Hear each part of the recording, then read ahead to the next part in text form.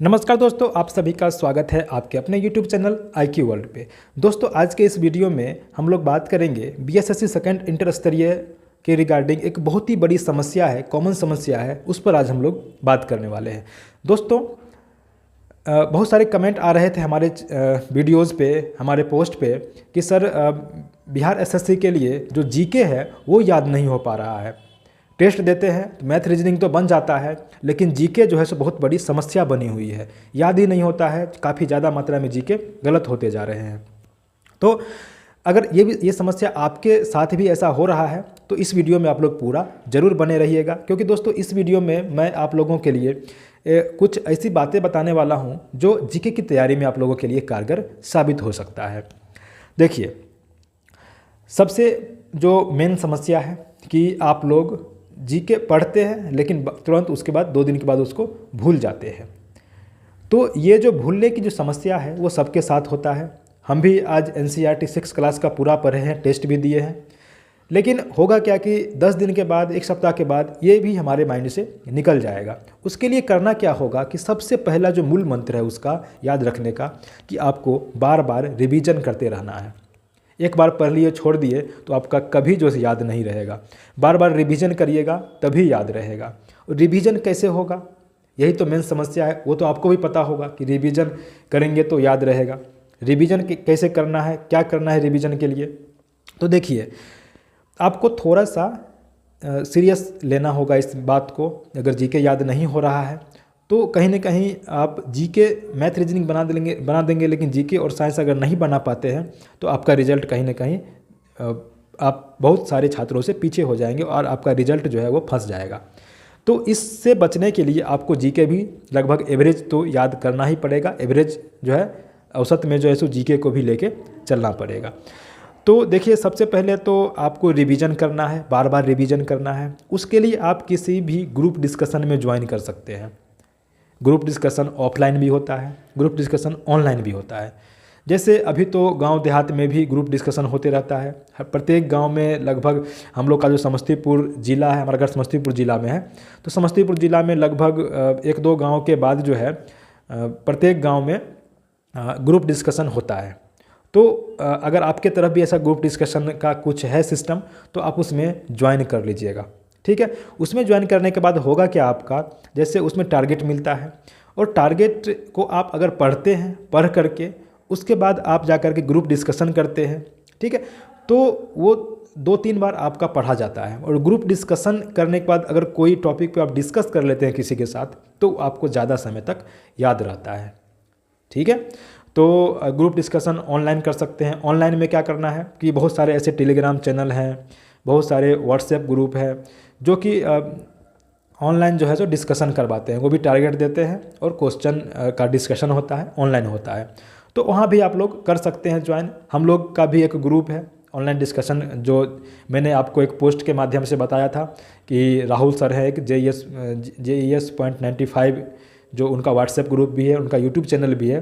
तो उस पर वो बहुत अच्छे ढंग से डिस्कशन करवाते हैं, हम लोग भी रहते हैं उसमें, ठीक है। बहुत ही अच्छे ढंग से उसमें डेली शाम को 6 बजे से रात को 9 बजे तक उसमें ग्रुप डिस्कशन होता है गूगल मीट के माध्यम से, ठीक है। और उसमें जो भी स्टूडेंट ग्रुप डिस्कशन में भाग लेते हैं उनका कहीं ना कहीं फाइनल सिलेक्शन होना निश्चित हो जाता है। खाली आप जो है सो डेली ग्रुप डिस्कशन में आइएगा तो आपका ऑटोमेटिक मोटिवेशन बढ़ेगा, GK पढ़ने का मन करेगा। अगर ग्रुप में आप जवाब देंगे तो आपका ग्रुप में अलग पहचान बनेगा और ग्रुप में लोग पहचानने लगेंगे, जानने लगेंगे, तो उससे आप मोटिवेट होंगे और ज़्यादा पढ़ेंगे, ठीक है। तो लोगों से मिलना भी ज़रूरी है, ग्रुप डिस्कशन में भाग ले सकते हैं, ठीक है। अब एक और समस्या है, कुछ छात्र ऐसे भी हैं जो न ऑफलाइन ग्रुप में भाग ले सकते हैं और न ही ऑनलाइन ग्रुप में भाग ले सकते हैं। तो वो क्या करेंगे, तो देखिए उनके लिए एक बहुत ही अच्छा उपाय है कि आप अगर लूसेंट SPD पढ़ रहे हैं तो एक SPD का प्रैक्टिस सेट आता है। SPD का एक सेट आता है जिसमें केवल GK के ऑब्जेक्टिव क्वेश्चन दिए जाते हैं। एक सेट में लगभग में 40 से 45 क्वेश्चन दिए रहते हैं, लगभग 50 के आसपास, 45 से 50 के बीच में एक सेट में रहता है। उसके बाद उसका आंसर की रहेगा और उसके बाद उसका डिस्कशन दिया रहेगा पूरा। तो उससे आप लोग अपना जो जीके पढ़ने के बाद उसमें टेस्ट लगा करके अपना जो है सो आप लोग रिवीजन उसको कर सकते हैं। ठीक है, और काफ़ी अच्छे अच्छे क्वेश्चन के कलेक्शन है उसमें। एसपीडी का जीके आता है ऑब्जेक्टिव, ठीक है, वो आप ले सकते हैं। ठीक है, मैंने स्क्रीन पे लगा दिया है, वहाँ पर आप देख लीजिए। ठीक है, यही जीके आप ले सकते हैं। बहुत ही पतली बुक है, बहुत बढ़िया बुक है। तो एक बार मैं फिर से आप लोगों को रिकॉल कर देता हूँ कि मैंने जीके के लिए कौन कौन से बुक आप लोगों को बताए थे, और उस बुक को जो है सो आप लोग को पढ़ना है। जैसे कि जीके के लिए मैंने लुसेंट बताया था, ठीक है, लुसेंट का सामान्य ज्ञान, ठीक है, और एसपीडी का रेलवे सामान्य अध्ययन भी पढ़ना है जीके के लिए। उसके बाद मैंने एसके झा का साइंस के बारे में बताया था, और एसपीडी का करेंट अफेयर वार्षिकांक के बारे में बताया था। ये चारों बुक आपको करने हैं। और एक और बुक में से उसमें मैंने ऐड किया अभी कि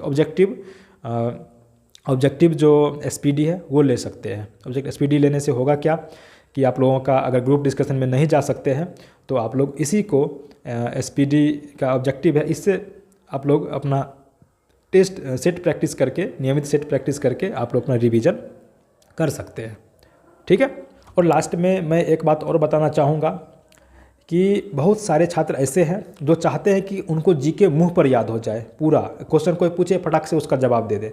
ऐसा नहीं होता है। आज तक मैं भी कहूँगा कि मुझे भी जीके ऐसा याद नहीं हुआ है जो कोई क्वेश्चन पूछे और मैं फटाक से जवाब दे दूँ। बहुत ही कम जीके का मैं जवाब दे पाता हूँ। लेकिन वही जीके अगर हमारे सामने क्वेश्चन के फॉर्म में आ जाए, क्वेश्चन और उसका ऑप्शन के फॉर्म में आ जाए, तो उसको मैं सही टिक कर देता हूँ। इससे देखिए दोस्तों, इससे यही साबित होता है कि अगर आपको जीके रटा हुआ नहीं है, अगर आपके माइंड से, आपके आंखों के सामने से एक दो बार भी वो गुजरा हुआ है, तो जैसे ही एग्ज़ाम में आपको क्वेश्चन और ऑप्शन देखने को मिलेगा, आपका आंसर ऑटोमेटिक सही टिक हो जाएगा। तो अगर आपको रट्टा, जैसे रट्टा जो होता है, रट्टा मारना, उस टाइप का जीके याद नहीं हो पा रहा है, लेकिन आपका माइंड में कहीं ना कहीं वो, माइंड के किसी कोने में वो बैठ रहा है, तो टेंशन लेने की बात नहीं है। जैसे कोई ग्रुप डिस्कशन में होता क्या है कि बहुत सारे ऐसे छात्र होते हैं जो फटाफट जवाब देते रहते हैं, लेकिन कुछ छात्र ऐसे होते हैं जो उसमें जवाब नहीं दे पाते हैं, लेकिन उनका रिजल्ट फाइनल हो जाता है। तो यही बात है कि वो क्वेश्चन को देख करके उसका आंसर कर देते हैं, लेकिन कोई सामने से पूछ दे तो वो जवाब नहीं दे पाते हैं। अगर आप भी सामने से पूछने पर जवाब नहीं दे पाते हैं, लेकिन कोई भी टेस्ट देते हैं तो उसमें अच्छा स्कोर कर पाते हैं, तो बहुत ही अच्छी बात है। ठीक है, इसमें कोई टेंशन की बात नहीं है कि सामने से ही जवाब देना है तभी जीके बनेगा। जीके अगर आपके माइंड से, आपके आँखों के सामने से 1 से 2 बार से 3 बार अगर गुजर गया, तो आपका वो एग्ज़ाम में कभी भी गलत नहीं होगा। और एक और समस्या हमारे कमेंट बॉक्स में भी देखने को मिला था कि उसमें जैसे कुछ छात्र बोल रहे हैं कि पहले जैसे हम जीके नहीं पढ़ते थे, जीके पढ़ते ही नहीं थे, तो हमारा गलत नहीं होता था, कम गलत होता था, लेकिन जब से जीके ज़्यादा पढ़ने लगे हैं तो ज़्यादा गलत होने लगा है। तो इसमें देखिए दोस्तों, होता क्या है कि अगर आप एक बार लुसेंट एसपीडी पढ़ लिए हैं और सेट बनाने के लिए बैठ गए हैं, तो होता क्या है कि जो सेट में क्वेश्चन है तो वो आपको लगेगा कि ये तो क्वेश्चन हम पढ़े हुए हैं, ठीक है, और आप उसको गलत टिक कर देते हैं। आपको लगेगा कि इस क्वेश्चन को हम बना देंगे, लेकिन जैसे ही बनाने लगेगा तो आपको उसमें गलत होने का चांस रहता है। ये उसी के साथ होता है जो जीके को एक ही बार पढ़े हैं।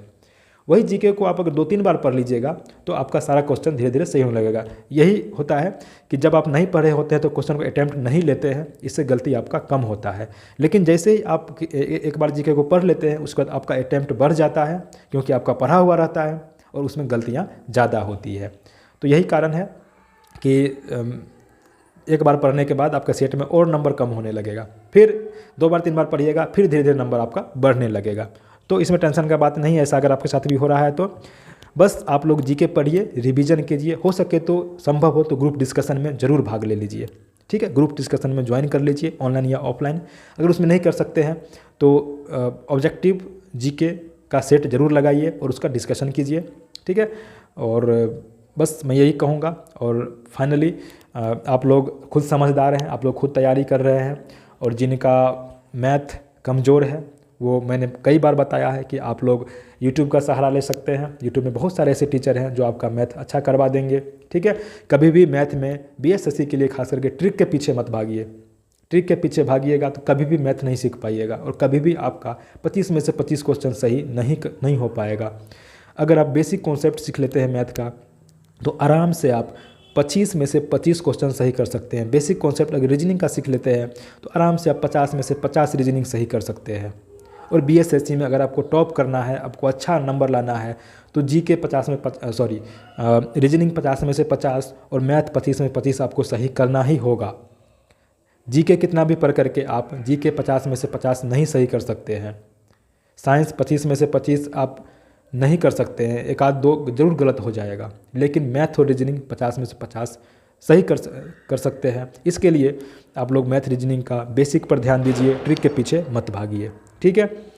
और बस यही कहना चाहूँगा, ठीक है। वीडियो अच्छा लगे तो चैनल को जरूर सब्सक्राइब कर लीजिएगा, वीडियो को लाइक और शेयर भी कर दीजिएगा। Bye bye, take care, best of luck.